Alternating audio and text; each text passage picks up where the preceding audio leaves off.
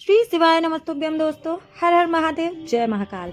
मैं प्रतिभा शर्मा एक बार फिर से स्वागत करती हूँ आप सबका मेरे YouTube चैनल पर। दोस्तों, कार्तिक मास और कार्तिक मास की आज जो है अंतिम तिथि है, यानी कि कार्तिक पूर्णिमा, जिसे हम देव दीपावली के नाम से भी जानते हैं। इस दिन आपको दीपावली के जैसे ही बहुत सारे दिए जलाने चाहिए अपने घर के दरवाजे पर, माँ तुलसी के पास, बेलपत्र, शमी वृक्ष, पीपल, बरगद और शिवालय, साथ ही साथ अपने घर के मंदिर में जरूर रखना चाहिए। दोस्तों, दीपावली जैसे आपने मनाई, बिल्कुल वैसे ही इसे दीपावली माना जाता है, देव दीपावली के नाम से जाना जाता है। बहुत ही विशेष पर्व है ये, और इस दिन आपको दीपदान अवश्य करना चाहिए। पूज्य गुरु जी ने अपनी कथाओं में बताया कि किसी भी जलाशय के पास में जाकर के आपने दीपदान करना चाहिए।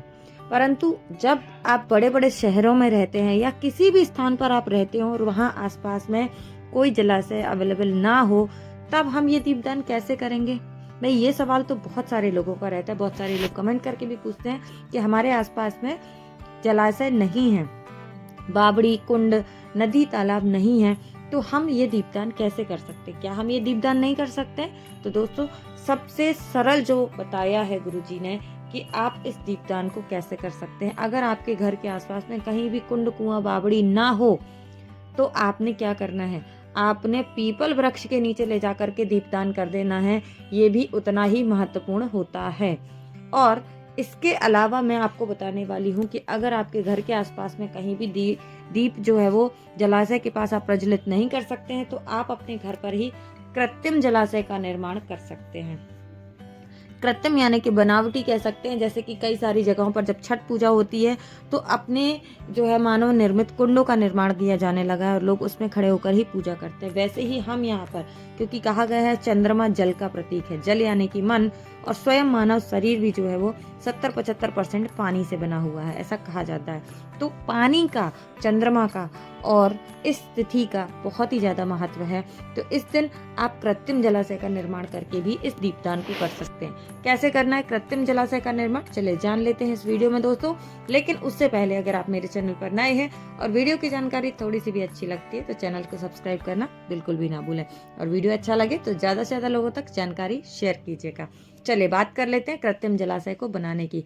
कैसे बनाना है? आपने सर्वप्रथम जिस भी स्थान पर आप ये पूजन करना चाहें, ये दीपदान करना चाहें, उस स्थान को साफ कर लेना है।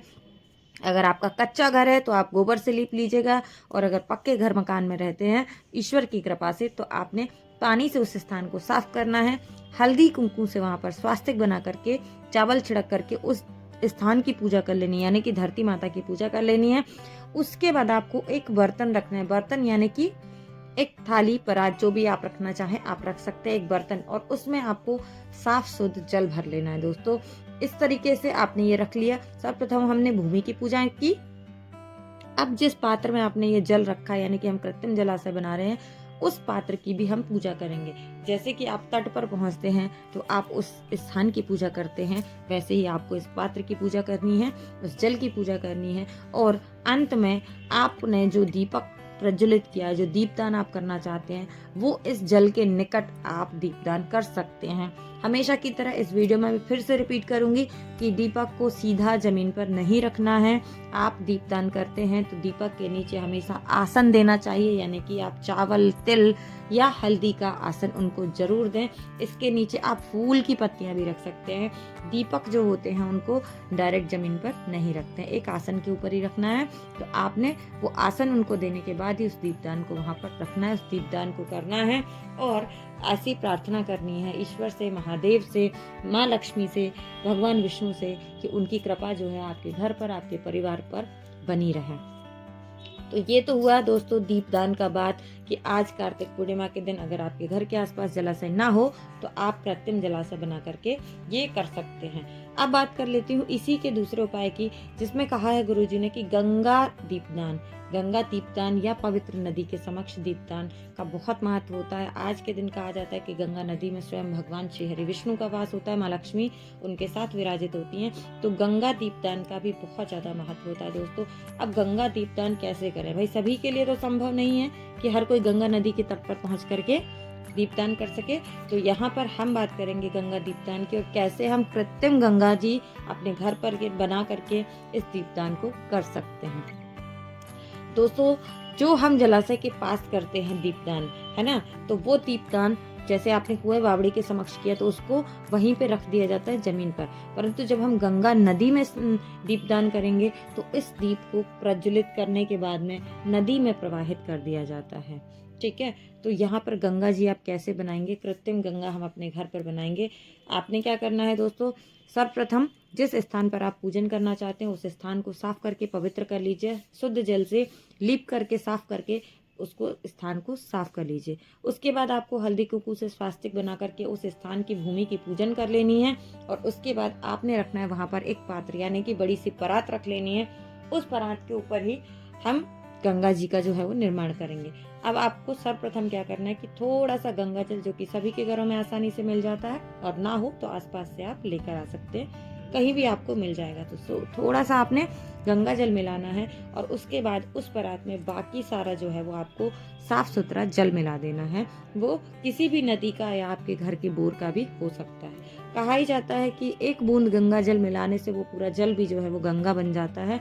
तो ये बन गई आपकी कृत्रिम गंगा जो कि आपके घर पर है।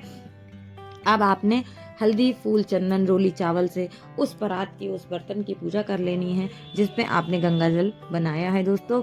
अब अंत में जो आप दीपदान करना चाहते हैं ले लीजिएगा, एक पीपल का पत्ता या पान का पत्ता भी आप ले सकते हैं।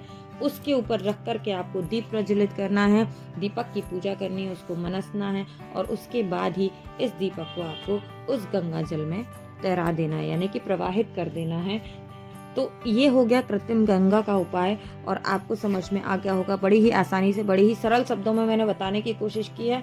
उम्मीद करती हूँ कि ये जानकारी आप सबके लिए लाभदायक होगी। तो अगर वीडियो थोड़ा सा भी अच्छा लगे तो वीडियो को लाइक करें, शेयर करें और पहली बार चैनल पर आए हैं तो सब्सक्राइब करना बिल्कुल भी ना भूलें। बेल आइकन को प्रेस कीजिए ताकि आने वाले हर वीडियो की नोटिफिकेशन आपको समय से मिलती रहे और ऐसी ही महत्वपूर्ण जानकारियां देखने सुनने के मेरे साथ बने रहें।